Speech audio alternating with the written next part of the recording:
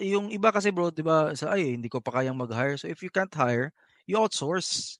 Ang dami Yes. kasing freelancers ngayon, eh, so wala ka talagang reason na, "Ay hindi wala pa akong HR." So if meron namang mga systems ngayon with HR na cheap, ano lang subscription base per month, ang daming Ma puwedeng gawin. mm. Tama, tama. So, you just have to delegate it. Pero ano ba 'yan, lahat kasi sinisimulan mo talaga? Kasi ang dami nun, eh, from real estate, from media, from yun nga, virtual assistants, yun 'di ba? Yung Mainly parang bro yung na-start ko talaga yung real estate kasi, I had a team na with the realty. Yung yeah, yeah. realty mo yung nagbebenta lang.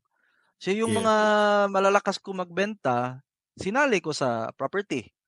Okey, Pinatulong ko okey. sa pagbenta sila. So yun sila Joel, si Leandro, yun. Yeah, yeah, yeah. So yun, tapos may isang naka-assign sa dito na area, may isang sales admin, may isa na sa construction. So